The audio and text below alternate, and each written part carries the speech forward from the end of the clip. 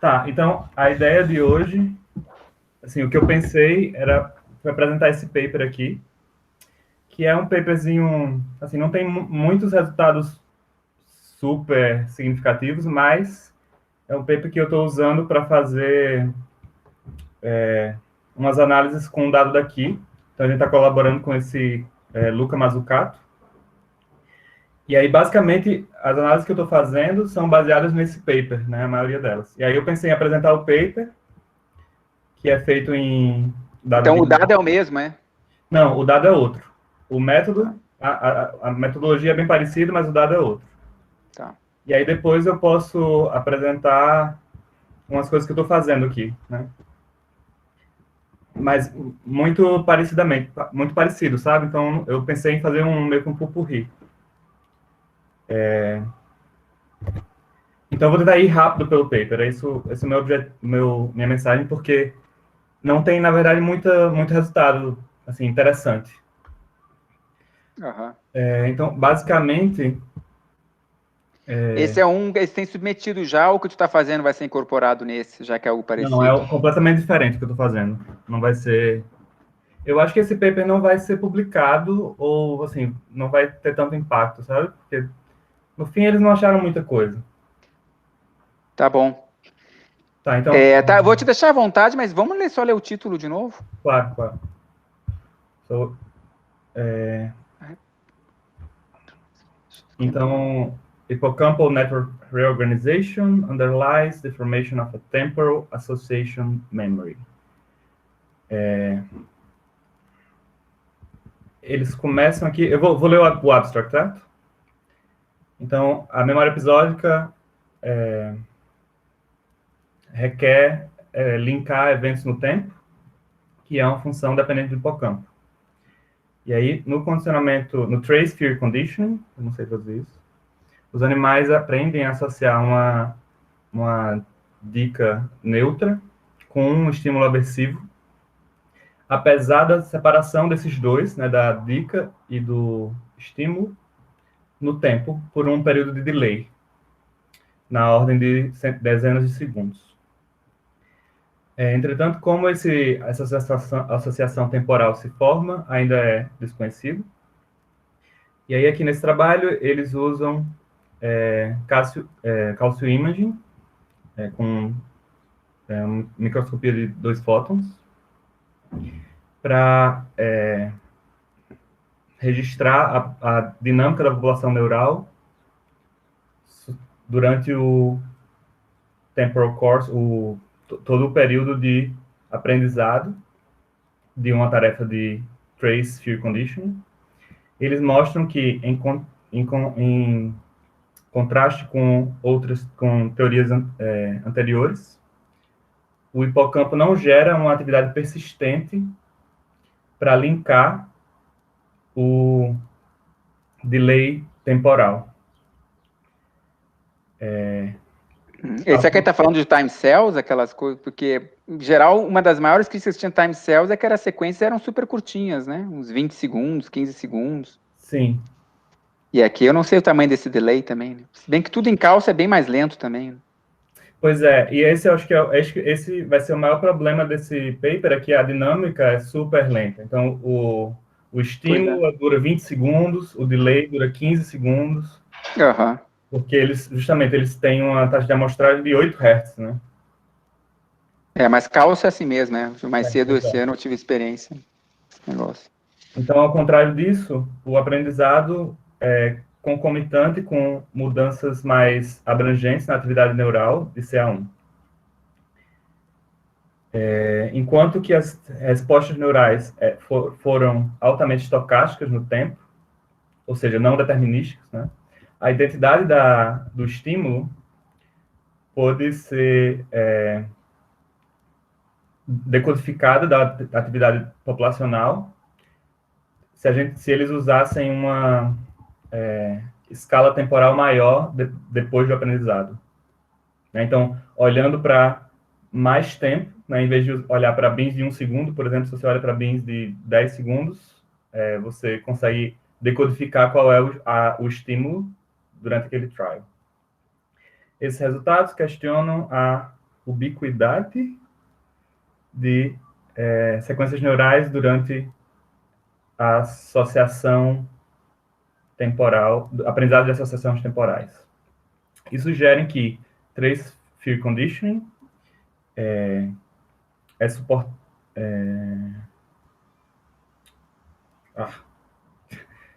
ancorado por mecanismos que diferem de atividades persistentes, atividades que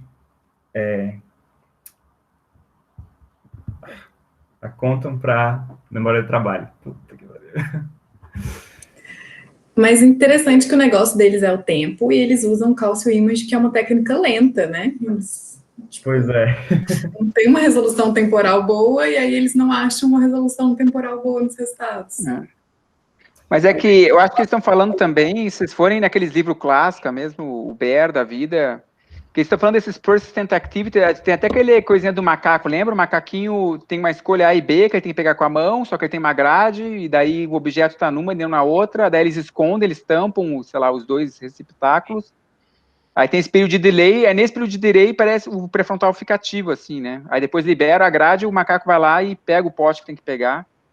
Mas é muito clássico em vários sistemas aí, sistemas cerebrais, você ter essa persistent activity como sendo um hallmark do working memory, né? Mas pelo visto, então é um paper de resultado negativo, né?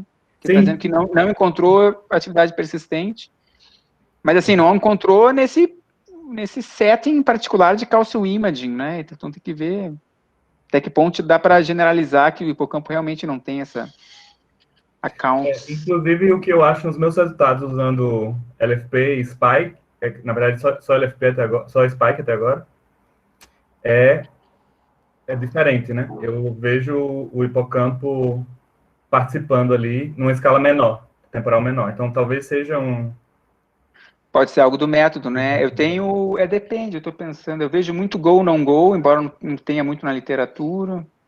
Enfim, mas vamos ver aí. Beleza.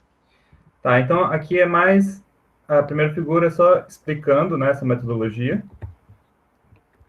Então, basicamente, você tem o animal head fixed, você tem o microscópio de 2 fótons, e aí eles conseguem registrar, na verdade, no hipocampo, eles têm um peso elétrico lá, e aí eles conseguem registrar em 2 planos, né, separados por, acho que 20 micrômetros, alguma coisa assim. E aí a tarefa é basicamente, o estímulo é basicamente aqui 10 segundos anteriores, né? Aí você tem 15 segundos, 20 segundos de estímulo. Aí você tem 15 segundos onde você só tem um delay. E aí, depois desses 15 segundos, você tem o air puff no animal, né? E aí, ao mesmo tempo, você tem os animais, eles têm water restriction, né? Eles estão com sede. E aí você tem uma portinha com uma recompensa de água. E aí o que você vê é que quando o animal aprende, né, ele para de lamber essa recompensa, né, quando ele sabe que vem o air puff. Então aqui é um exemplo ao longo de um trial, de uma sessão, né. Aqui no começo o animal não sabe da tarefa, o que eles chamam de pré. Aqui tem uma fase de learning e aqui uma fase de pós.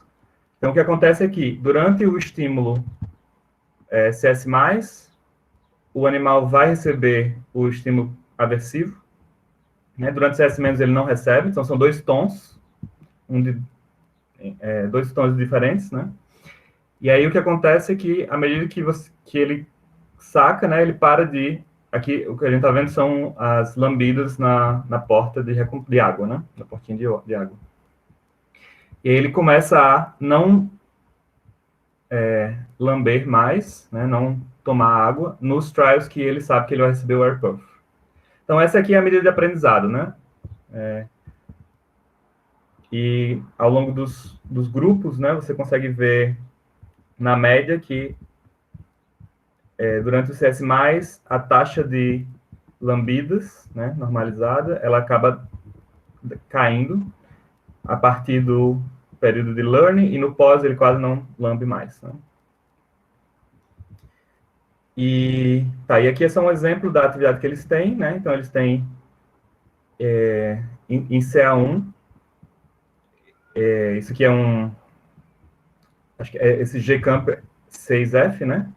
É um animal transgênico que vai ter uma fluorescência, eles vão emitir uma fluorescência e vão conseguir identificar a entrada de cálcio na célula através dessa proteína, né? O F eu descobri que é de FAST, tem umas variantes aí. Pois é, então esse daqui não é o mais rápido, acho que já tem um mais rápido, né? O 7 alguma coisa. Aí tu vê que o promotor é sinapsina, todos os neurônios daí, né? Você não tem seletividade para excitatório ou inibitório, né? Então tudo que é neurônio tem isso aí, né? Exato. Beleza. E aqui é um exemplo do traçado deconvoluído já, né? Então o que eles vão fazer aqui? Eles computam essa razão de fluorescência, né? Então o delta F sobre F é só uma razão, normalizam, fazem um tratamento na imagem para tirar movimento, né, do animal, possível movimento. E aí eles vão identificar cada célula e deconvoluir o sinal de fluorescência daquela célula ao longo do tempo, né?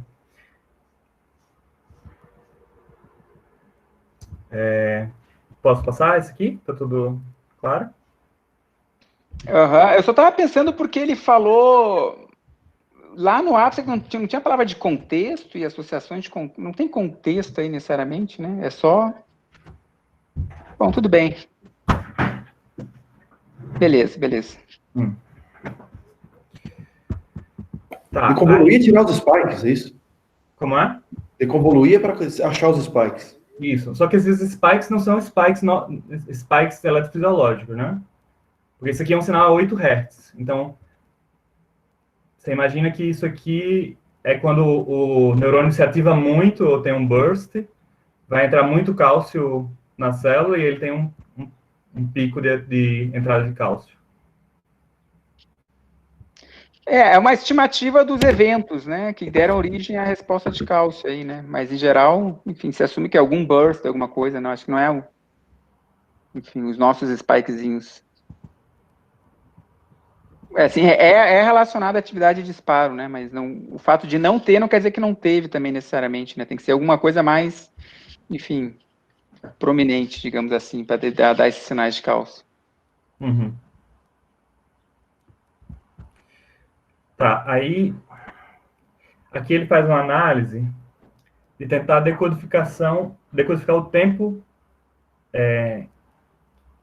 o tempo do trial, certo? Então, basicamente você tem aqui um exemplo de um animal, na verdade, de atividade de neurônios, né, numa sessão antes do aprendizado e depois do aprendizado, tá? E aí dá para ver aqui que quando o animal aprende, a gente tem uma diferença durante o airpuff, já na atividade geral, né, na atividade média. E já dá para ver também que a atividade média aqui, ela meio que é maior, né, do que antes do aprendizado. E aí, sim, mas esse aprendizado é no mesmo dia, porque às vezes, na mesma sessão, tá, porque assim como na eletrofisiologia, às vezes de um dia para o outro tem variações, assim, que é só a passagem do tempo, né, o sinal fica mais claro, sei lá o quê, pega mais neurônio, mas se é feito na mesma sessão, beleza, né? Mas na mesma eu digo, sessão, esse aumento de baseline aí, né, se fossem dias diferentes, seria mais suspeito. Mas eu acho que na mesma sessão para calcio imaging, eles têm um negócio que eles chamam de bleach, né? Ao longo da sessão, você tem uma diferença do background, eu acho que pela dinâmica da fluorescência, né? Sim, mas mesmo, tipo, aqui eu tava vendo os vídeos da Jéssica, o mesmo animal, em dias diferentes, podia ter algumas variações, assim, enfim. Não, sim, mas o que eu tô dizendo é que mesmo dentro da mesma sessão, você também tem variação. Tipo, se você pega os primeiros 5 minutos e os últimos 5 minutos de uma sessão de 1 hora, você vê esse efeito que eles chamam de bleach. Mas aí depende do software que tu usa, na verdade, mas tem uns que esse background, ele não é fixo, né, ele é dinâmico, ele até pode pulsar, né, você pode ter efeito de vaso, de tudo aí, né. Isso. Enfim. Mas, Tá. mas acho que eu não sei que métodos estão usando, mas os mais modernos dão conta de um background variável ao longo do registro. Uhum. Tá, aí o que ele faz aqui é um pouco complicado. Eu vou tentar explicar usando a figura dele, depois eu vou usar uma minha, certo? Ele está querendo ver se existe uma dinâmica temporal da atividade neural. Então, imagine que num tempo 1, a gente tem a atividade de um neurônio 1, no tempo 2, a gente tem uma atividade de um neurônio 2, no tempo 3, um neurônio 3, que é o laranjinha aqui. E aí, isso seria, por exemplo, como seriam se tivessem time cells aí nesse dado, certo? Então, você pode pensar que, ao longo do trial, você tem uma trajetória, né? Tipo, se você tem o neurônio 1, 2 e 3, quando o neurônio 1 está ativo e os outros não, você tem esse tempo aqui, esse tempo 1. Depois você vai para um outro ponto dessa trajetória, onde o neurônio 2 está ativo e os outros não. E, por fim, um outro ponto 3, certo? Então, se existir uma decodificação temporal nessa atividade, e essa decodificação temporal for fixa ao longo dos trials, você vai ter uma trajetória como essa, onde você consegue identificar, né, qual o tempo durante o trial, dentro do trial você está, baseado na atividade dos neurônios. E aí o que ele tenta fazer é o seguinte, beleza, então vou tentar decodificar aqui se eu estou no trial 1, ou no tempo 1, ou no tempo 2. Então, para decodificar isso, o jeito melhor de decodificar isso é criar um hiperplano aqui que separe o tempo 1 e o tempo 2, sem levar em consideração o tempo 3, tá?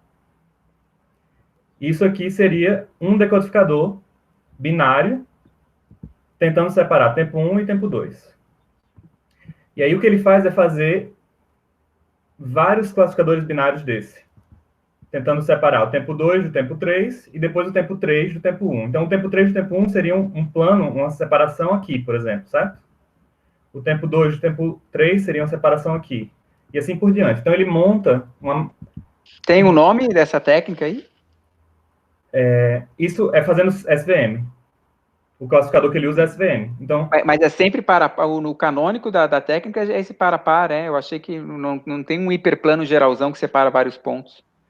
Tem, mas ele não quer isso, certo? Uhum. Aí o que ele faz, basicamente, eu vou mostrar aqui nessa outra figurinha.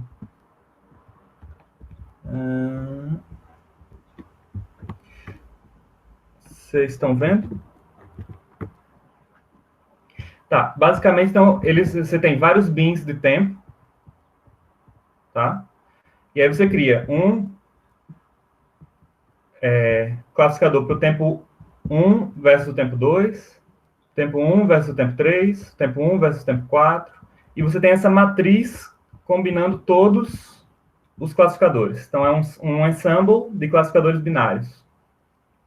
E aí, o que você faz agora é, você pega uma nova amostra, que você sabe, né, qual é, mas você não diz para o classificador, e aí você testa. Beleza.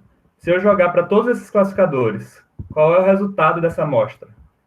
Então, nesse caso aqui, foi o bin 2, bin 3, aqui o bin 1, aqui o bin 4, 5, 6 e o 7. Então, para essa amostra, ele disse que era o bin 1 uma vez. E aí você faz isso para todos os classificadores que você tem. E aí você faz uma votação, né? Qual é o bin que tem maior votos? Então, é esse cara aqui. Então, você diz que o tempo decodificado é esse verdinho. Saquei, mas esse test sample, ele foi usado também para... Não. Aí você faz a cross-validação, leave one out, do jeito que você quiser, né? Uhum. Tá, então é isso que ele faz, certo? E aí ele cria essa matriz mostrando... Beleza, Tá, isso aqui é uma matriz mostrando a acurácia da decodificação.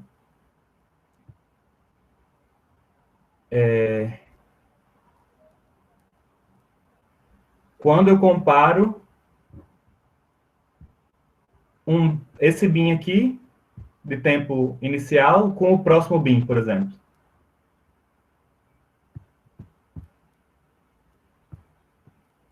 Peraí, deixa eu...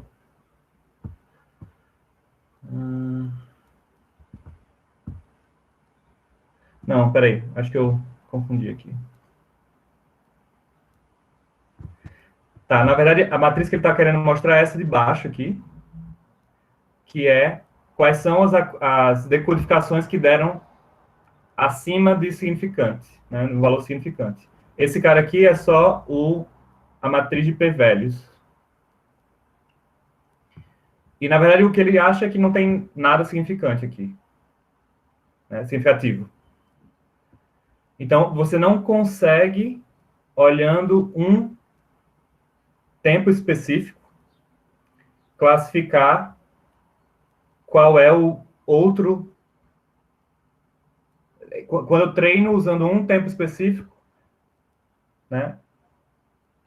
Desculpe, quando eu treino usando um bin de tempo específico, quando eu tento classificar, eu não consigo identificar que esse bin é o bin que eu usei, né? Quando eu vou testar o bin, eu não consigo identificar. E aqui tá só mostrando o erro, né, dos classificadores ao longo do tempo. E mostrando esses p-valores, né, durante o... Para ser menor que 0,1 tem que ser o -2 ali, né, nessa escala. Exato. Então, na verdade, ele não acha nada, né, é um resultado negativo aqui, e é por isso que ele vai dizer que você não consegue extrair dinâmica temporal de CA1. Essa dinâmica temporal. Mas em geral, para tu fazer um paper negativo desses, é bom tu ter controles positivos, né? Mostrar que o método funciona bem, ter algum outro dataset, nessa região, né? Enfim, tá me soando estranho. Ou, no mínimo, tentar vários métodos, né?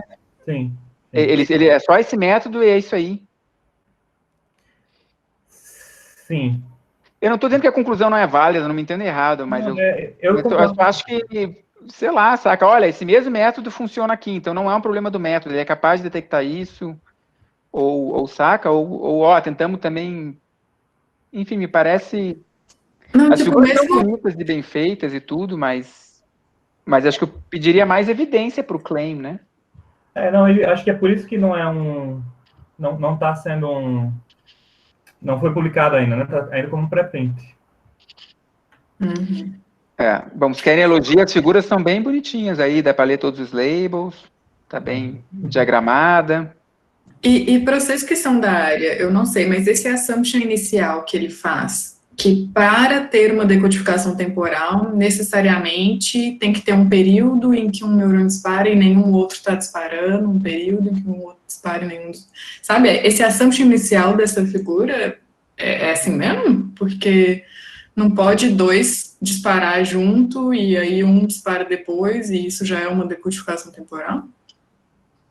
Sim. Mas você pegaria isso também com o decoder, né? Tipo, se esse neurônio 1 aqui, ele disparasse também nesse cara aqui, no tempo 2, você ainda conseguiria separar o tempo 1 com o tempo 2, porque o neurônio 2 não dispara no 1, certo? Então, aqui é uma simplificação. Entendi. E também, assim, mas ele não disse que não existe essa dinâmica temporal especificamente em qualquer caso, né? Porque pode ter uma dinâmica temporal, mas essa dinâmica temporal ser variável ao longo dos trials. Então, por exemplo, imagine que eu tenho o neurônio 1 disparando aqui, depois o neurônio 2, depois o neurônio 3. E aí, em outro trial, eu tenho o neurônio 1, 2 e 3 bem pertinho aqui, e depois só o 3 disparando. Você pode ter uma sequência de estados, né? Que não é fixa ao longo dos trials. Então, não é que o primeiro estado de disparo, né, que eu tenho uma combinação de neurônios lá, vai durar sempre 1 segundo, depois eu vou passar para o estágio 2, que dura outro 1 segundo. Então, como isso não necessariamente é desse jeito, talvez seja isso que esteja fazendo com que a gente não ache nenhuma decodificação temporal. Certo? Uhum. Sim.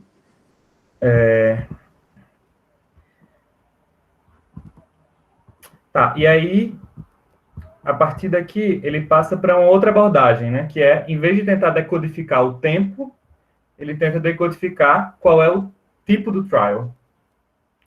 Então, imagine que eu tenho a atividade do neurônio 1, e o neurônio 1 ele responde mais quando eu tenho o estímulo CS+, que é o estímulo que está associado com o condicionamento aversivo. E tem um neurônio 2 que dispara mais quando tem o CS-, por exemplo. Né? Então, será que, olhando para a atividade desses neurônios, eu consigo separar qual trial eu estou? E agora ele muda esse approach, né? Então, então aqui é só um exemplo, né? Com 2 neurônios. E aí, mostrando que se você faz um shufflamento, você consegue ter normalizar essa performance pelo surrogado. E você consegue dar até pesos para os neurônios, né? Dando pesos para neurônios que têm mais importância na hora de decodificar, né? Acho que esses pesos aqui são os pesos do classificador, né? Então, quando você treina o classificador, você consegue ir lá e ver, ok, qual é o peso de cada neurônio para eu classificar se é um trial CS+, ou um CS-. Então, esse neurônio aqui, talvez ele responda mais para o CS+, esse outro neurônio responda mais para o CS-. Então, quando esse neurônio está ativo, ele tem um peso negativo, e esse aqui tem um peso positivo, porque são ortogonais, né? Eles têm respostas ortogonais. Tá, e aí ele mostra que a identidade do estímulo não é persistente, não é codificada persistentemente em CA1, porque ele treina o classificador com bins de 1 segundo e ele não vê nenhuma melhora na codificação antes do estímulo aversivo, né? Então, quando você tem o estímulo aversivo, a atividade geralmente ela muda tanto que você consegue decodificar, né? Mas durante o trace, que é esse período aqui, e durante o estímulo, você não tem nenhuma mudança na classificação em relação ao pré-learning. Então, um outro resultado negativo aqui, certo? E aí eu acho que isso aqui claramente está associado com a dinâmica do cálcio. E aí, a próxima figura é justamente ele tenta fazer... Peraí, volta ali só um pouquinho, acho que eu dormi um pouco, é mais culpa minha mesmo, peraí. Pré-learning, post-learning, decoding accuracy. O que tu concluiu daí, cara? Is not persistently encoded. Mas ele não está com resultado positivo ali de aumentar... Isso aqui é do estímulo aversivo. Isso já é o estímulo aí, tá? É o estímulo, pois é. Então, antes do estímulo não tem diferença, tá? Beleza, foi mal.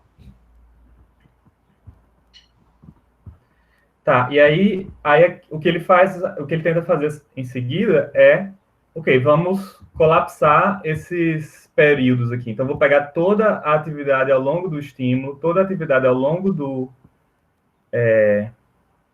trace e toda a atividade ao longo do estímulo aversivo e toda a atividade do basal, e vou colapsar ela, né? E aí agora eu uso isso para tentar classificar. E aí agora ele vê um aumento na classificação, né? Então, se você olha só durante o estímulo, ele colocou o momento do CS+, do CS- também? Como? Ele incluiu o momento ele incluiu o momento do puff de ar? Não, só do tom. Sim. Mas então ele constrói essa matriz aqui, né? Então eu tenho, se eu treinar com o pré e testar com o pré, eu tenho essa codificação aqui. Se eu treinar com o CS, com o estímulo e testar com o pré... Tá, eu vou explicar essa matriz usando a minha figura, tá? Porque eu prefiro.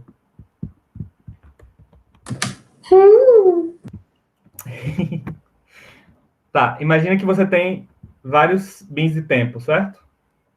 E aí você pode fazer um decode CS+, CS-, né? E aí eu estou exemplificando aqui o decoding padrão, né? Então, imagina que eu tenho aqui no começo o baseline, eu tenho um baixo decoding, aí aqui durante o estímulo eu tenho um alto decoding, durante o trace eu tenho um alto decoding, depois, sei lá, volta para um basal. Mas eu posso também fazer uma combinação. Eu posso treinar o meu decode, meu classificador, num determinado bin temporal e testar num outro bin temporal. Certo? Aqui, note que aqui eu estou treinando num bin anterior e testando num bin posterior.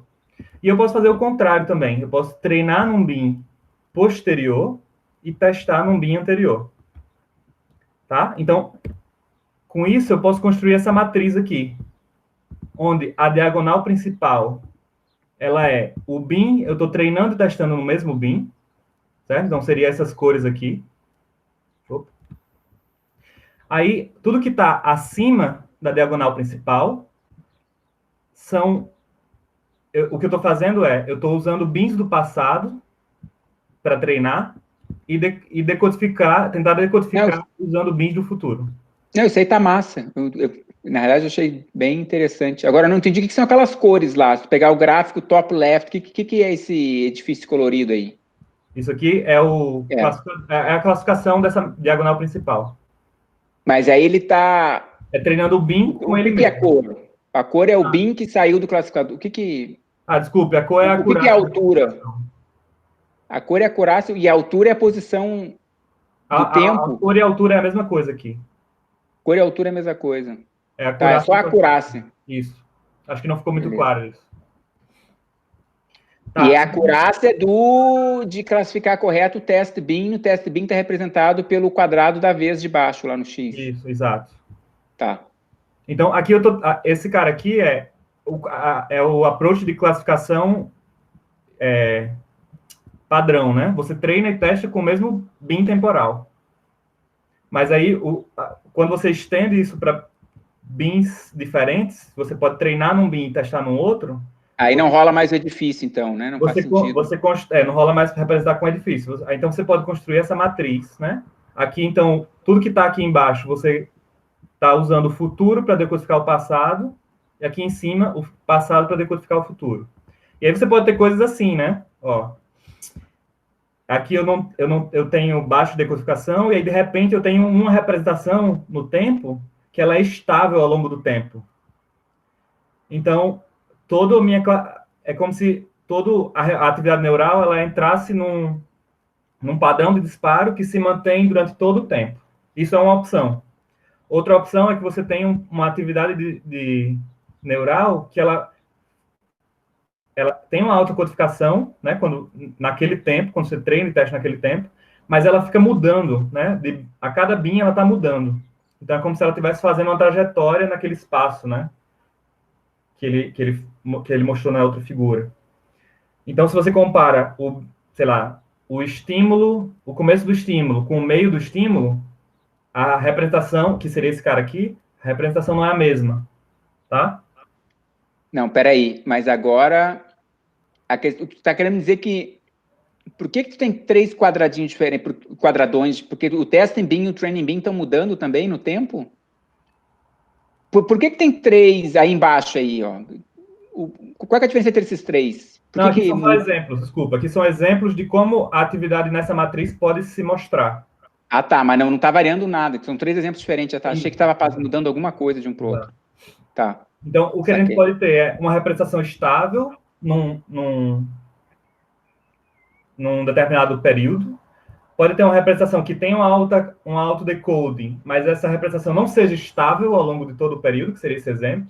E você pode ter uma representação assimétrica também. Então, imagina que no começo do estímulo, eu tenho um alto decoding que é parecido com a recompensa, lá no final. Ok. Mas que, quando eu olho a recompensa e olho para o começo, ele não parece, porque esse cara aqui, ele está parecido com esse, mas esse cara aqui tem mais coisa que impede que ele decodifique esse cara, entende? Você pode ter coisas assimétricas. Não, é bonito, eu tô gostando da análise, né? Tem o que de Cazuza, né? Também vejo o futuro repetir o passado, aquelas coisas. Mas, pois é, então você pode ter uma coisa assim também, né? Que é um padrão que ele se degenera, né? Ao longo do tempo, mas que... E aí, quando você olha o futuro, na perspectiva do futuro, você olha para o passado, você não consegue decodificar aquele padrão, mas quando você olha do passado para o futuro, você tem uma decodificação. Tá, é só para explicar isso aqui, né? Então, basicamente é isso que ele fez. E aí, quando ele faz isso, ele consegue ver esse aumento da decodificação do CS+, com o CS-, né? Acho que eu vou passar rápido aqui. Aqui são só exemplos, tá? aqui é o resultado de grupo dele, mostrando que você tem uma porcentagem de células que respondem significativamente para um CS em relação ao outro, né? E isso aparece mais durante o período do CS e durante o período do estímulo aversivo. E aqui mas aí, peraí, esse 5% é o nosso 0,5, né? Mas ele só botou uma linha tracejada, ele não tem um surrogado para saber. É porque, assim, de outros campos de análise de sinal, a gente sabe que, às vezes, a maneira como tu faz, a chance é maior que 5%, né? Daí a gente usa um outro threshold que não só traçar uma linha no 5%. E se ele não chega a fazer alguma espécie de surrogado da vida? Ele faz para determinar as células que respondem significativamente. Então, ele faz esse surrogado aqui para definir esse CS Selectivity Index. Ah, tá. Aí se é por... tá. E aí ele pega a porcentagem de células que são significativas, considerando o surrogado, e mostra que elas são mais que 5%. E aí, para o surrogado, qual é que é o alfa que ele usa, tu sabe? Se ele usa 5 ou usa 1, ou usa... Eu não lembro agora. Não, pelo gráfico que ele botou faz sentido ser 5, né? O cara nota 5 lá e tem que ser 5 o alfa, né? Bom, tudo bem. É que a gente tem esses dramas assim, né, no nosso... Enfim, o que é a chance exatamente? Tá, e aí ele tem uma figura 5. Tá, deixa eu ver essa aqui que eu não falei. Tá, aí aqui ele faz a correlação do índice de seletividade com o peso daquela célula para o decoder. Então, basicamente, o que ele está vendo é células que respondem seletivamente para um CS+, ou CS-, têm um maior peso no decoder. Isso aqui acho que é bem óbvio para mim. É circular isso aí, né? Mas tudo bem, é bom que as coisas... É reality check, né? Check. Sim. A gente está dentro da realidade ainda. E aí, por último, que eu acho que é Não tinha faltado um troço lá na esquerda, não? Ah, sim. Isso aqui é essa matriz aqui? Isso é na direita. Não, tudo bem. Acho que eu tô almoçando aqui, acho que estou perdendo. Esse C aí... É só como ele faz esse índice de seletividade. Tá. Tá, não, beleza. Surrogado, e aí ele tem... Ah, beleza. Ele calcula a normalização com um alfa, né? Um sigma aqui. Né? Ele faz um z-score com a distribuição surrogada. Tá bom. Tá, e aí, por último, ele faz essa análise aqui, só mostrando que, primeiro, existe um aumento da fração de células ativas durante depois do aprendizado. E aí ele faz assim, beleza, vamos ver quais são as células que estão ativas em cada momento, né? Em cada trial. E aí ele calcula um índice de similaridade entre dois trials. Então, imagina que nesse trial 1 aqui eu tenho esses neurônios ativos, nesse trial 2 eu tenho esses outros neurônios ativos. E aí ele calcula esse Jacquard Similarity Index, que basicamente ou seja, vou ver todos os neurônios que estão ativos nos dois trials, vejo qual o número de neurônios que estão ativos nos dois, e divido pelo número de neurônios que estão ativos unindo os trials, né? Então, imagina que eu tenho aqui o neurônio A, B, C e D, e aqui C, D, E, F. Esse cara de cima vai ser o C e o D, que estão ativos nos dois, e esse cara aqui de baixo vai ser A, B, C, D, E, F, que vai ser todos do 1 e todos do 2. Então, ele divide um pelo outro, tá? Então, se você tem os mesmos neurônios ativos nos dois trials, isso aqui vai dar muito próximo de 1. Se você tem um subset completamente diferente nos dois, isso aqui vai dar um número... A parte de cima vai ser 0, né? Então, vai ser um número muito próximo de 0. E aí ele só normaliza pela quantidade de neurônios que estão ativos nos dois ao mesmo tempo. Separadamente, desculpe. Tá, e aí ele faz... E tá ativo basta um disparo. Agora eu não lembro o threshold dele, ó. Tudo bem. Mas, então, basicamente, ele monta essa matriz aqui de similaridade ao longo da sessão. E aí o que ele está mostrando aqui é o seguinte, quando você tem, antes do aprendizado, os trials são muito parecidos. Quando você tem depois do aprendizado, os trials são muito parecidos, e os trials de antes do aprendizado não se parecem com os trials de depois do aprendizado, que é esse cara aqui. Então, basicamente ele está dizendo, a atividade neural, o subset de neurônios que está se ativando muda. Sim. Mas faltou um controle para a passagem do tempo, né? Que entre o pré e o pós tem a passagem do tempo, né? Então, saca? Registra esse bicho sem aprendizado nenhum e vê se há similaridade entre os... porque sim. eles também têm uma proximidade temporal aí, né? Então, é por proximidade temporal que eles são mais parecidos ou é realmente learning? Não estou dizendo que não é learning, mas um controle natural enfim. Né? Concordo. E o que são as linhas dentro do pré ali? O que são as várias colunas e linhas? É que ele define pré, isso aqui, né? A linha branca, você está dizendo? Não. O pré, ele tem, sei lá, tem 50 linhas. Cada linha é um trial. Cada linha é um? Trial. E as brancas que tu ia dizer, são o quê? São os delimitadores do período de pré, do período de learning e período de pós. Mas baseado em quê? Baseado em percentage correct? No critério dele lá do começo, sim. Mas é um behavior, né? Porque não é só ver aquele quadrado e traçar ali um branco ali, né? Não, é um behavior. E aí ele não está distinguindo entre os grupos que receberam o estímulo condicionado e os que não receberam. Não, todos aqui tem. Todos aqui tem, beleza. Então ele não analisa o outro grupo. São todos trials com CS+? Não, cada trial aqui tem CS+, e CS-. Então, os dois juntos. Ó. Uhum. Então, imagine que o primeiro trial é um CS+, o segundo um CS-, CS-, CS+. Então, os trials de CS-, CS+, se parecem também, né? Isso que eu tô vendo aí, mas... no aqui, período pré... Aqui ele poderia ter separado, né? Trial CS+, e CS-, talvez. Aí seria o controle que o Adriano tá falando. Tipo, é tempo ou é aprendizagem, né?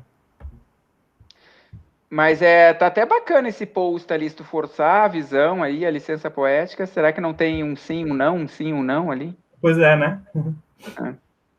Tá, mas eu também não sei se é alternado, né? Não sei se é pseudo-randômico, a distribuição de CS+, e CS-.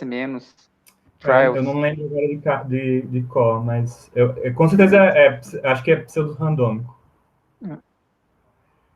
Não deveria ser alternado. Tá, essa é a última figura, tá? Do paper. E aí eu queria rapidinho só mostrar análises parecidas, né? Numa tarefa parecida. Então, essa tarefa aqui é um trace conditioning. Agora já é a minha tarefa, né? Os dados que eu estou analisando.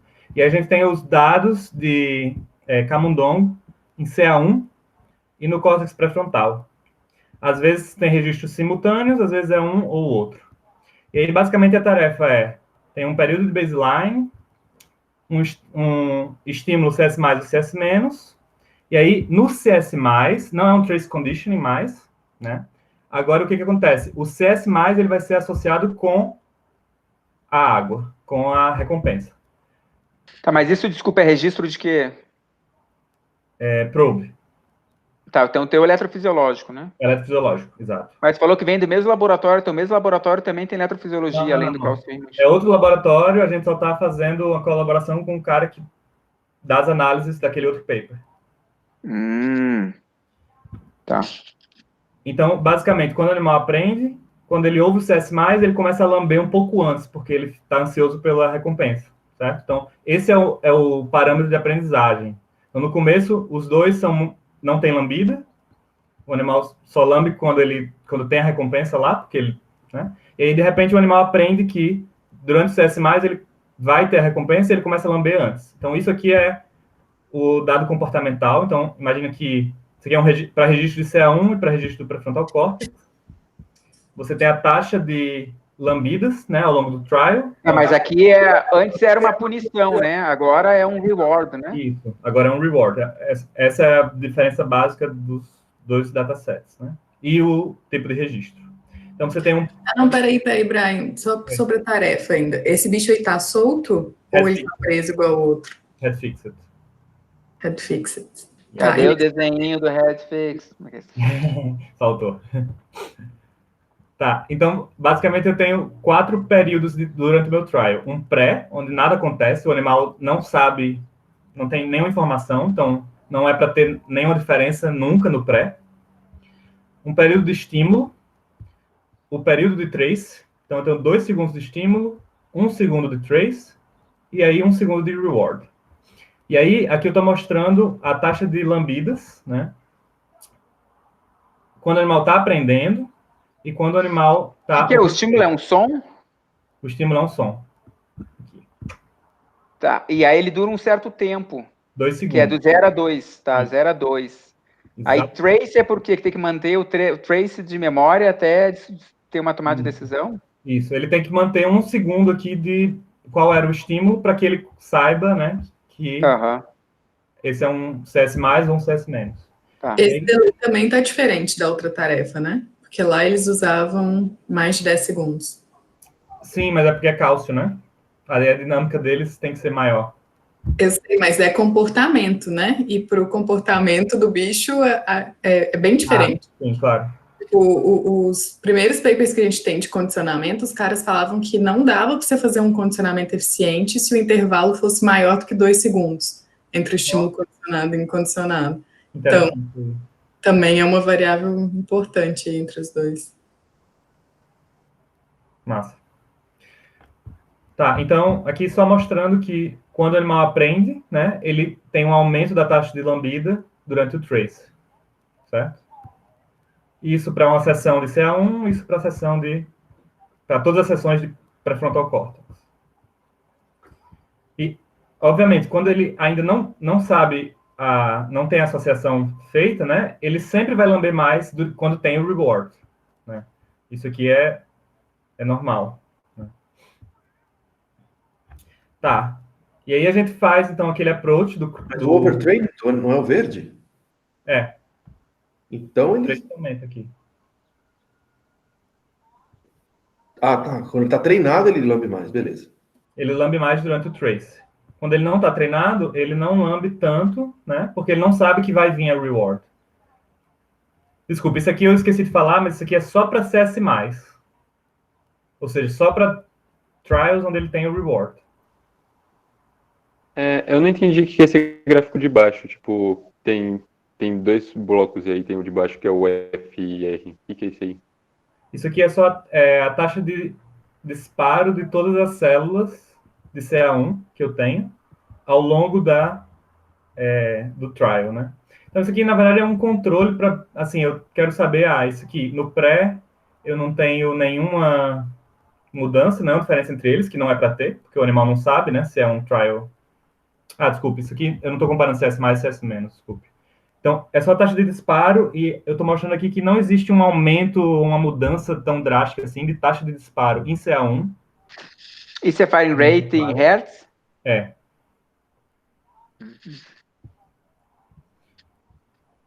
E aqui, para o pré-frontal córtex, você tem um aumento um pouco maior, uma mudança um pouco maior, mas assim, não é também nada significativo, né?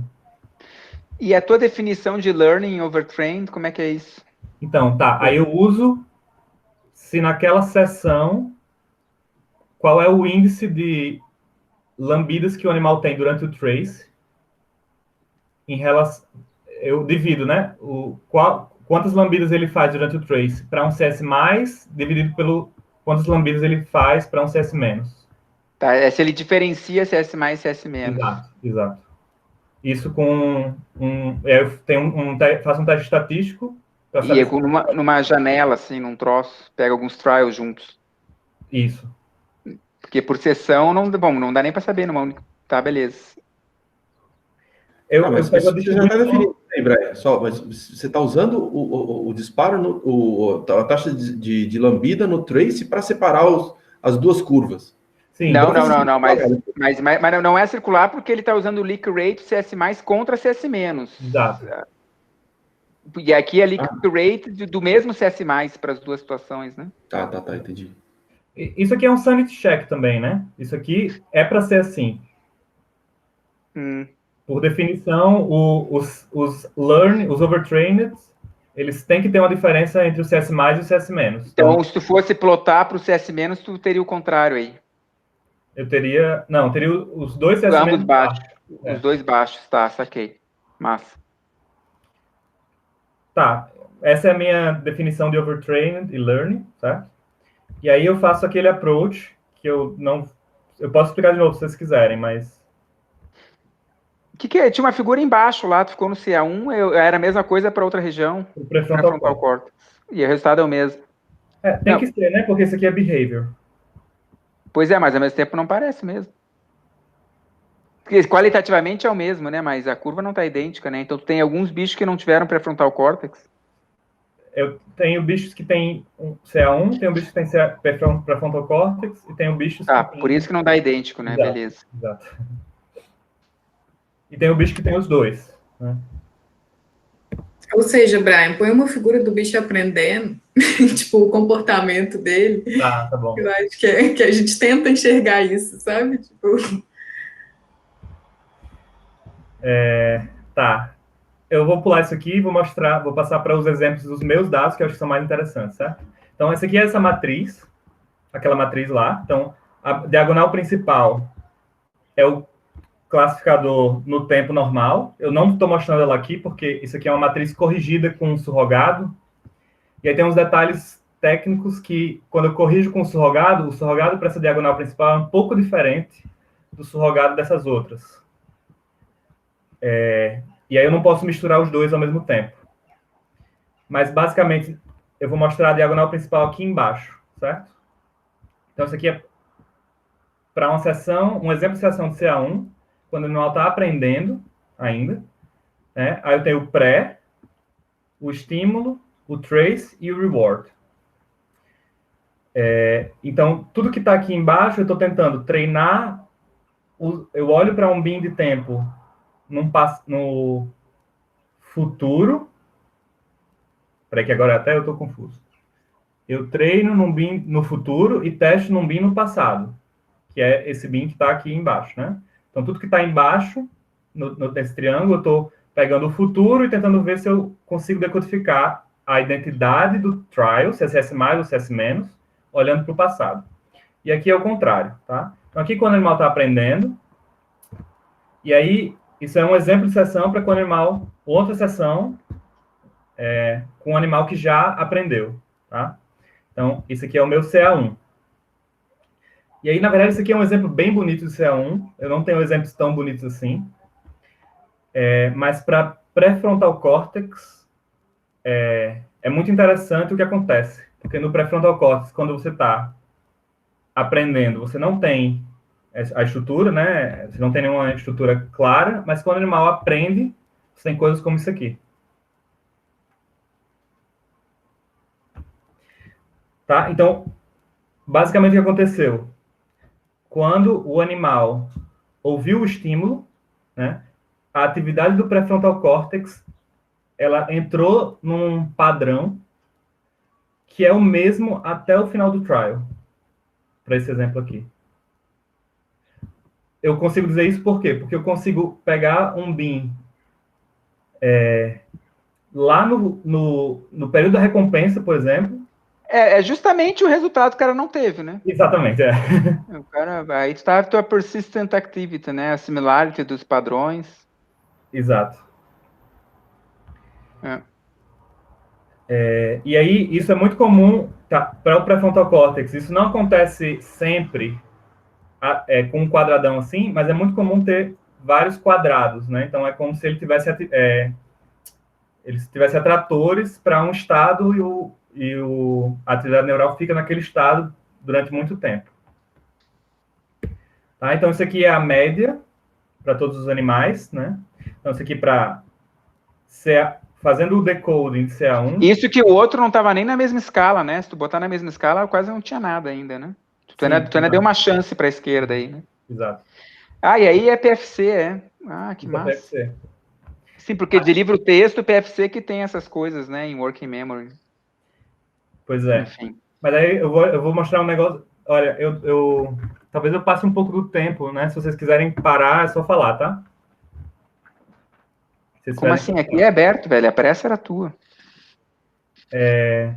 Tá, então eu tenho aqui CA1, essa matrizinha para CA1, aqui é a média de todas as seções, aqui é para pré-frontal córtex, e aqui é para o decoding dos dois. Quando eu uso as seções que tem os dois, e eu uso a atividade dos dois para tentar decodificar. Isso aqui eu não achei tão interessante, eu esperava mais dessa análise, e aí eu não vou mostrar tantas coisas dela, tá? Mas, basicamente, aqui é durante o aprendizado, então a gente tem muito pouca coisa em CA1, dá para ver uma coisinha de nada no pré-frontal córtex, assim, que já é, desde o início aparece alguma coisa, né? E, claro, durante a recompensa você consegue decodificar bem, porque a atividade neural é tão diferente, né? O animal está lá lambendo, então fica muito fácil você diferenciar CS mais e CS menos, porque num animal está lambendo, no outro animal não está lambendo. E por isso que dá para decodificar bem desde o momento de aprendizagem, né? Desde o começo da aprendizagem.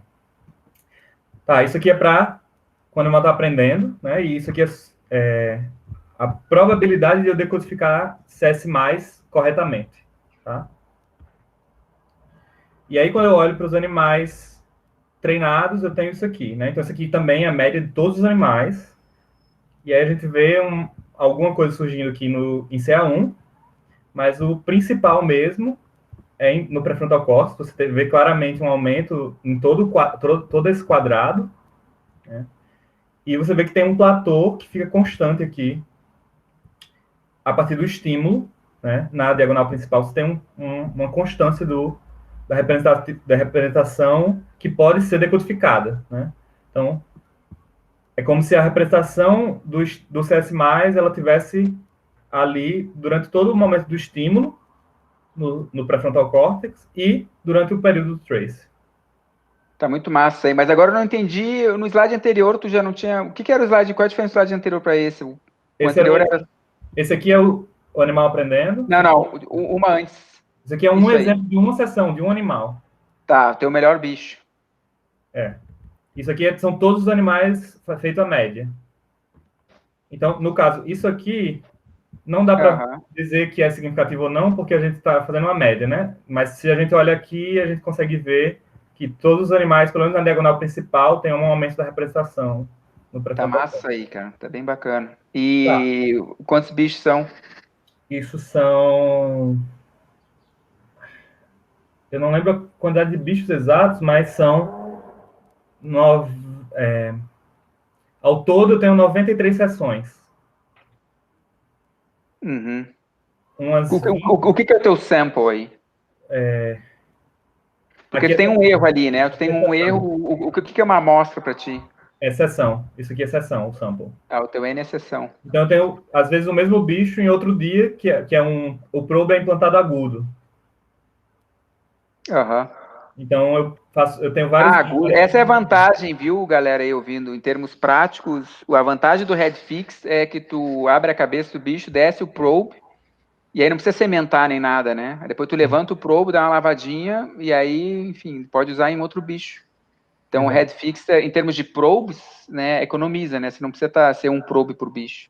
Só um detalhe financeiro. Eu tenho umas 20 sessões com probe em CA1 e no pré-frontal córtex, e aí eu tenho umas 30 sessões só em CA1 e umas 30 sessões só em pré-frontal córtex. Mas antes disso, esses neurônios, daí é probe e faz a classificação como? É Spike Sort. Sim, mas spikes são probings, aqueles lineares, assim? Ou tem aquele... Porque... E tu sabe o que ele está usando para pegar os neurônios? Cara, não sei. Eu já peguei esses dados todos bonitinhos, classificados. Maravilha. Pô, aí é bom, né?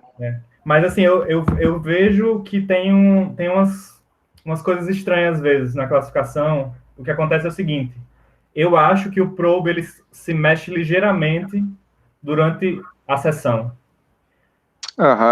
E aí, no começo da sessão, eu vejo alguns neurônios disparando, e aí, a partir de um momento, Esse neurônio E aí esse dataset eles escolheram para te dar, assim, de presente, embrulhado em lençol? Não, já tinha aqui, isso aqui é uma... Eles já publicaram algo disso? É o doutorado de um aluno daqui. Mas já saiu algum paper disso? Como é? Já saiu algum paper desse dataset? Tá saindo. Tá saindo. Ah, tá. Não, tá massa. Só curiosidades gerais que eu fiz. Né? Então a gente tá reciclando esse dado, né? Aham. Não, em geral é o comum da profissão assim do analista, né? Tem uma primeira leva aí que o experimentalista leva e com muito, e claro que tem que ser assim, né? O cara trabalhou anos para chegar no dataset. E depois tem, ó, tá aqui o leftover aí, ó, alguém quer pegar o resto e a gente vai correndo, eu. Não, é muito massa poder ter esse dado todo coletado, bonitinho. É. Bacana. Tá, aí, e assim, eu acho que essas análises são muito legais, por isso que eu escolhi mostrar elas, sabe? Eu acho que vale a pena investir nesse tipo de análise com decoding, misturando bins temporais, enfim, pode ser uma boa para, sei lá, esse dataset do Lucas, não sei.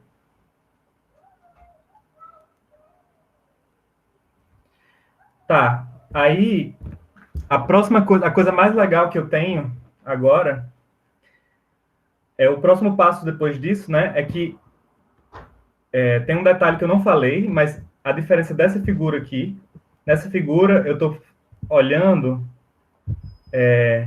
a acurácia de classificação z-scoreada pelo meu surrogado, né, pela minha cross-validação, pela minha validação cruzada.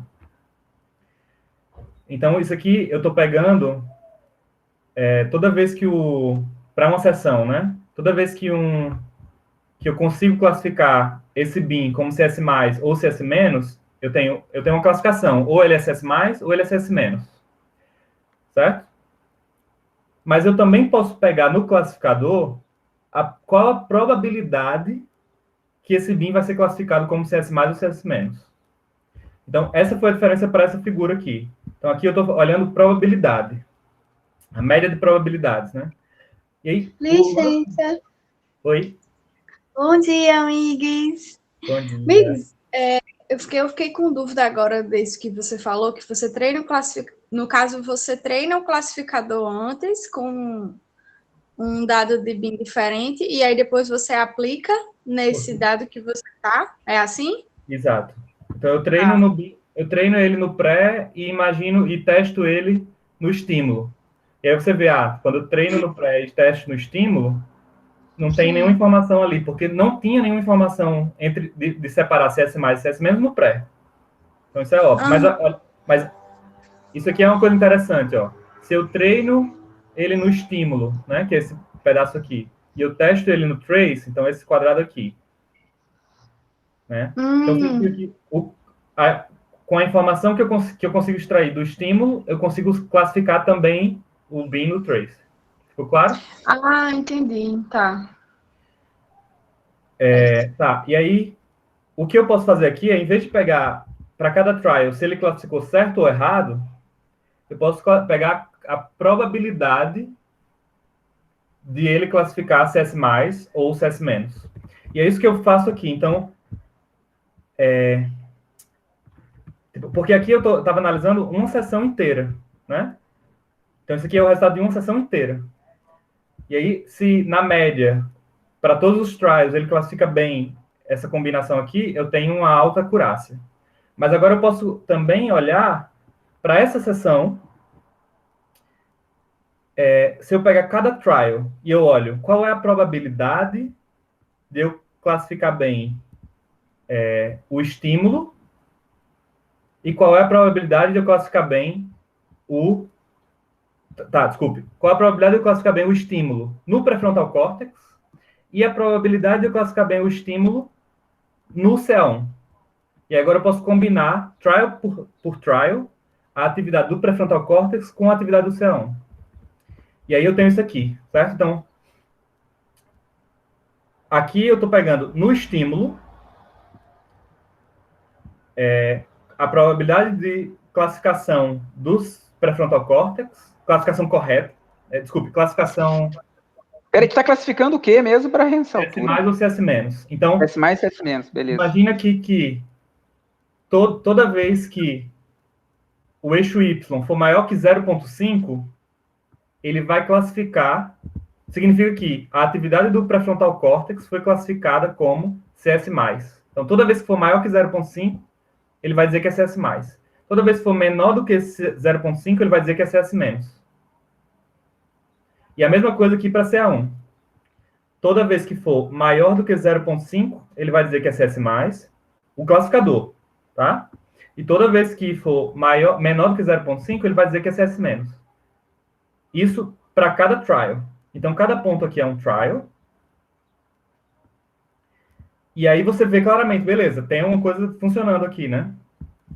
Porque eu tenho, para os trials que são CS+, eles estão concentrados mais nesse primeiro quadrante aqui.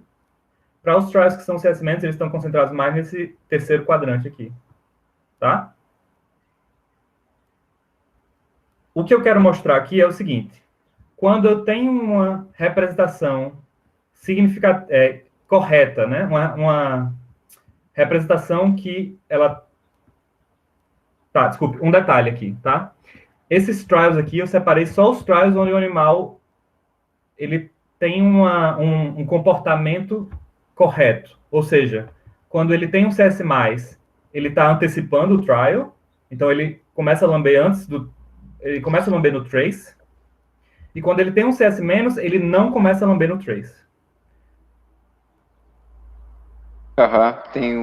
Eu até escreveria correto em vez de right, né? Porque o vira e mexe tem muito right and left, né? É correct and wrong, ou you are right, you are mistaken. Eu não sei, cara, mas fica com right, desculpa, com correct. Pois é. Mas são as respostas comportamentais esperadas para o estímulo, né? Exato. E aí, aqui embaixo, eu estou mostrando a mesma coisa, só que para os trials que ele erra. Então, na verdade, eles têm pouquíssimos trials que ele erra no CS-, mas no CS+, às vezes, ele não antecipa, ele não começa a lamber antes. Tá? Isso aqui é só para animais super treinados. E aí, o interessante aqui é que existe uma correlação do CA1 com o pré-frontal córtex, tá? Nesses trials, e também durante o período do trace.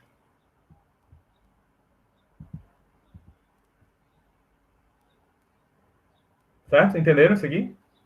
Sim, quero ver no pré-learning. Como é? Quero ver no pré-learning. Vamos ver agora no pré-learning. Tá, então, o que eu fiz aqui? Isso aqui é pegando todos os trials e todas as sessões, certo?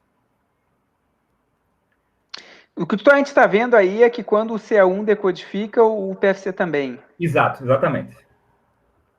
Tá, aí agora eu vou mostrar para vocês a mesma coisa, só que considerando o R, eu vou pegar o R, esse valor de correlação aqui, quando ele for significativo, quando separando por cada sessão. Então, eu vou pegar os trials de uma sessão, calculo o R. Os trials de outra sessão, calculo o R, certo? E aí eu tenho esse gráfico aqui. Então, o preenchidinho são sessões overtrained. No vazado é o learning. E aqui no verde são os corretos e no vermelho são os incorretos. Então, durante o estímulo, né, primeiro eu tenho uma correlação que é quase constante, né? Então, a correlação ela não aumenta não aumenta muito, né? Não aumenta significativamente quando eu tenho do learning para overtrained, nem é muito diferente entre os right e wrong trials. E aí, quando você olha no trace, isso muda. Então, no começo, quando o animal não sabe, você tem uma baixa correlação, tanto nos right e no wrong trials, mas quando o animal aprende, você tem um aumento da correlação só para os trials corretos entre a atividade do CA1 e a atividade do pré-frontal córtex. A probabilidade de decodificação do CA1 e a probabilidade de decodificação do pré-frontal córtex. Pela glória. Tá, então tem coisas diminuindo aí também, né? Diminui a correlação entre as probabilidades. Aonde? Você está falando do estímulo para o trace? Não, eu estou pensando, é isso, em relação... Do estímulo para o trace diminui... Mas aqui são os mesmos trials, né? Assim, os brancos e os sólidos. Eu posso complicar um pouco mais mostrando essa combinação, né? Porque aqui eu estou falando estímulo com estímulo, né? E trace com trace, mas eu posso comparar a correlação do, por exemplo, a probabilidade do pré-frontal córtex durante o trace com a probabilidade do CA1 durante o estímulo. Eu posso fazer essas combinações também. Tu precisa de um... É um two-way ANOVA aí, né? Porque tu tem o fator Steam Trace, fator Learning e Overtrained, e fator Right and Wrong, né? Na verdade é N-way ANOVA, né? Three-way ANOVA. Pode ser. Mas claramente, quando o animal aprende, você tem um aumento da correlação. Isso, tu acharia num teste desse, tu acharia interação, porque se tu pegar a média, vamos fazer o exercício de pegar a média, pega a média dessas barras no estímulo e a média dessas barras no trace, acho que não vai dar diferente, né? Então você não teria um efeito isolado de estímulo versus trace. E se tu pegar a média... bom, enfim, o fato é que quando você considera o estímulo versus trace e o fato de ser right or wrong, aí sim que tu vai ter uma interação entre esses dois fatores. Mas assim, se a gente esquecer o estímulo e concentração no trace, a gente poderia fazer uma nova de duas vias aí também, né? Aí tu vai achar que a correlação é maior para overtrain, porque se tu pegar aquela média das duas sólidas, vai dar uma média maior que as duas poucas. E tu vai achar um efeito do right e wrong, né? Porque a média do right vai ser maior que a média do wrong também. Isso. E talvez tu ache interação. Talvez essa diferença entre right and wrong seja maior para os overtrained do que por learn. Talvez tu ache as três estatísticas aí. Enfim. E você enxerga duas bolotas, né? Nos gráficos de cima, você enxerga duas bolotas. Daí, quando você está nas wrong trials, você não tem CS-, quase. Pois é. E essa seção aqui é overtrained, né? Então, o animal, ele quase nunca ele lambe no CS-. Tá, e isso... E aí? Daí você tem menos correlação também por causa disso. Você acha que pode ser um efeito?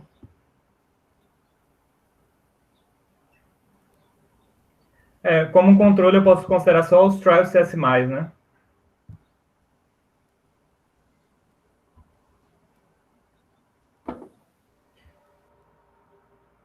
Mas eu acho que o R aqui é o mesmo para os dois, né? Assim, eu acho que a inclinação da reta seria a mesma quando eu separo os dois. Como assim o R ao menos? Não entendi o que você falou, não.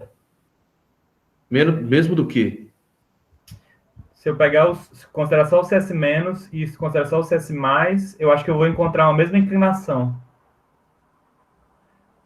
E a dispersão também, está muito parecido. Tá. O que eu estou querendo dizer é que eu acho que não vai dar diferença se eu separar eles, entendeu? Mas é uma coisa interessante de se fazer.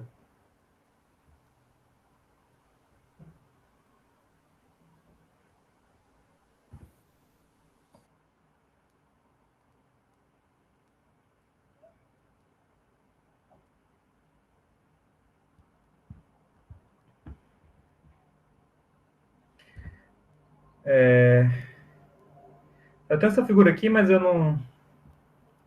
Acho que ela é muito complicada para mostrar. É fazer essa coisa aqui combinando vários períodos de tempo, né? Então, o que eu quero dizer é o seguinte, quando você tem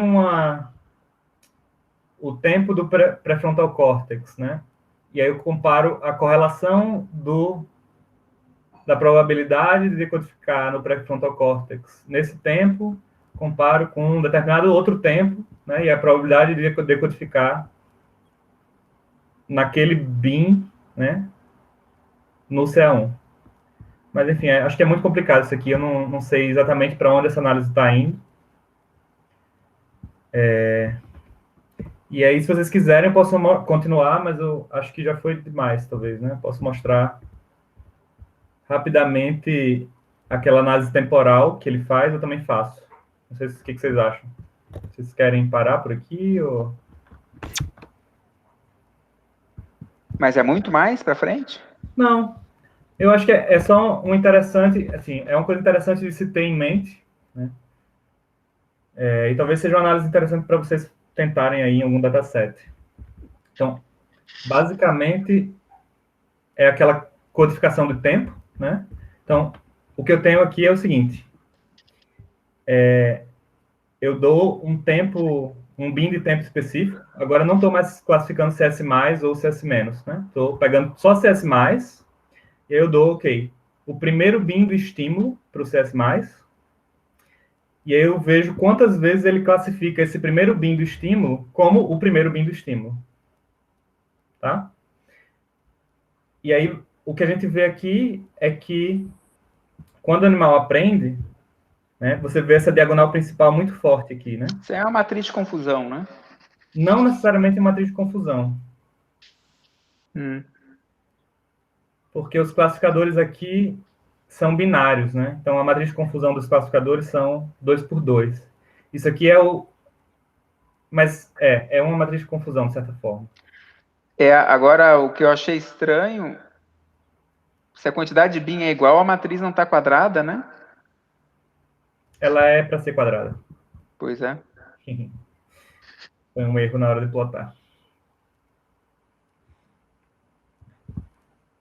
Tá, mas basicamente com essa análise você consegue ver o quê? Se eu der esse bin temporal aqui, ele consegue dizer, na maioria das vezes, que esse era o bin que eu estava dando para ele, significa que eu tenho uma precisão temporal muito forte, certo? Nesse bin, eu tenho uma atividade muito peculiar que eu consigo decodificar exatamente qual era o bin de tempo, né? E aí, o que a gente vê é que, ao longo do estímulo, né, no começo do estímulo, você tem isso, né? Provavelmente você tem um transiente que é muito fácil do classificador dizer, isso aqui foi o começo do estímulo. E aí, a partir do que o tempo vai passando durante o trial, ele vai meio que perdendo essa habilidade, né? Então, no começo do trial, ele tem essa habilidade de dizer, isso aqui é o começo do estímulo, e aí, a partir de um determinado momento, ele começa a abrir mais para um estado aqui que é quase esse quadrado aqui, né? Então, ele não sabe bem onde ele está no estímulo, qual tempo ele está, mas ele sabe que ele está no meio para o final do estímulo. Então, mas isso aí você tem durante o learning também, né? Então, pode ser que seja só uma reação ao estímulo, e não essa perseveração do traço da memória. Sim, concordo plenamente. Mas, assim, no pré-frontal, eu acho que isso aqui, ele aumenta, né? Essa diagonal aqui, eu acho que ela vai aumentar, sim. Mas, com certeza, desde o começo, você já tem alguma coisa aqui. E aí, em relação a isso, uma coisa que eu quero fazer é tentar separar melhor as sessões, porque o learning, ele não necessariamente é um animal naive, né? Ele só é um animal que talvez não tenha passado o critério lá de overtrained, mas ele pode ser que já também tenha alguma coisa sendo codificada ali. Não, pegar, tipo, a primeira sessão. Isso. Sabe? Acho que você consegue pegar o que é o estímulo só. Uhum. Se a gente olha só a diagonal principal desses caras, aí a gente tem algo assim, né? Você vê que durante o learn já tinha uma coisa muito alta, né? Tipo, embora ela aumente depois de que o animal aprende nesse pré-frontal córtex, né? E aumenta em CA1 também, né? Aqui em CA1 dá para ver claramente que aqui tinha muito pouco no começo, essa diagonal principal, e aí depois surge forte, né? Então, esse cara aqui. Isso é para o CS+, né? E aqui a segunda coluna é para o CS-. Opa.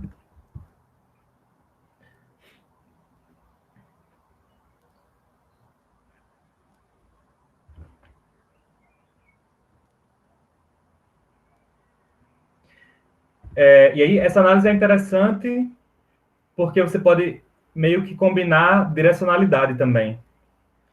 Então, imagina que eu estou treinando o tempo com os bins de CS+.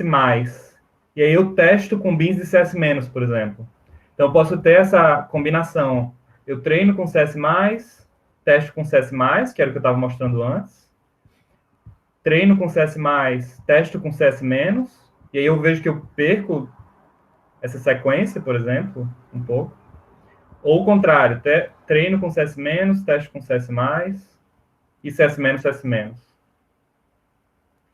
Então, assim, são análises bem preliminares isso aqui. Eu não sei exatamente o que a gente vai tirar disso aqui, mas, enfim, achei que era interessante para compartilhar com vocês e, de repente, pode servir para alguma análise que vocês estejam fazendo. Mas, basicamente, nessa diagonal principal aqui, a gente consegue identificar sequências, né? Uhum. Porque se você tem uma diagonal, uma coisa concentrada só na diagonal principal, significa que você tem uma sequência temporal ali acontecendo que permite identificar exatamente o tempo que você está. E aí é sempre um pool de neurônios?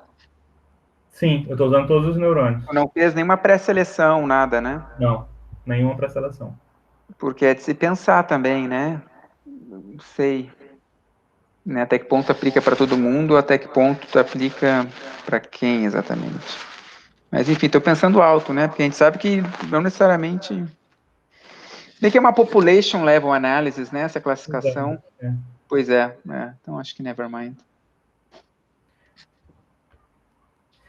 O que a gente vai tentar fazer agora é tentar... isso aqui é para frontal córtex, né? Então, aqui é para CA1, para frontal córtex.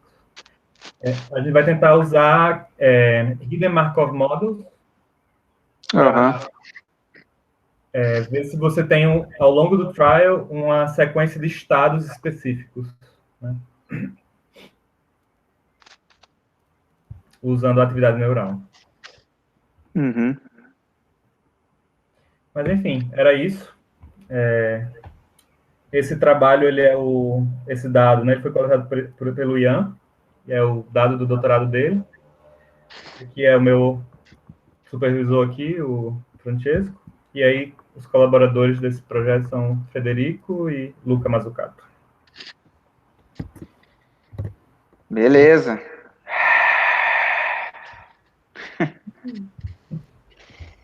Tá massa. Mas o que tu pensa que precisa ainda para wrap up no fim? Tu já mostrou isso aí pros teus superiores aí? O que é o feedback que eles pensam? Next steps?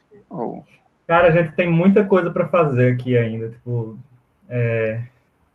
acho que eu tenho umas 3 direções diferentes para esse projeto, né? A primeira é essa Hidden Markov. E aí, uma outra coisa que eu quero fazer, que isso aí seria...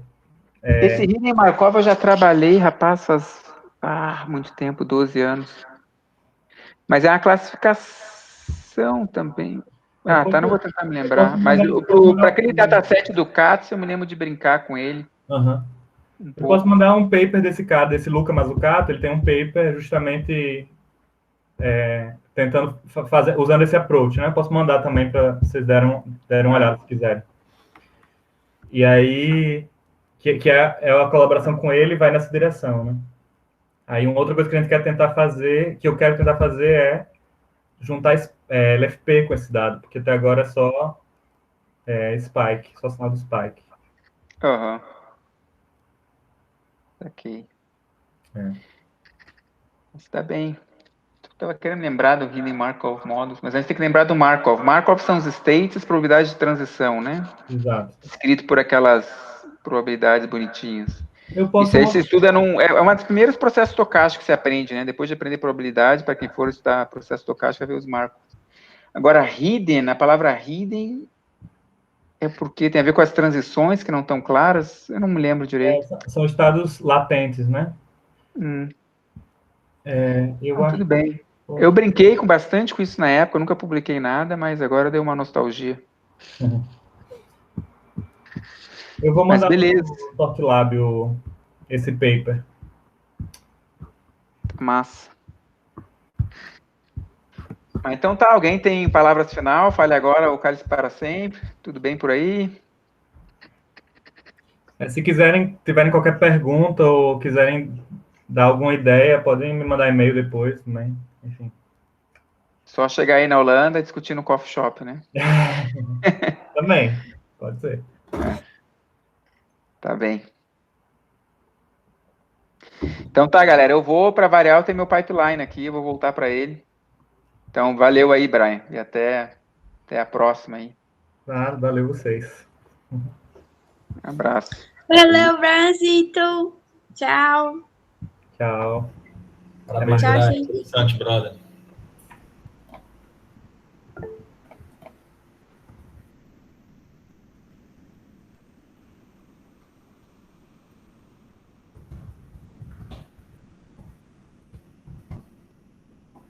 Pavãozito, a gente fica? Como é que faz? Não, é isso que eu tava mandando aqui, perguntando no grupo lá. Enquanto o Brian estava falando aí, eu aproveitei para dar uma olhadinha aqui nos artigos Deixa eu do parar de fórum. gravar essa parada aqui. Que são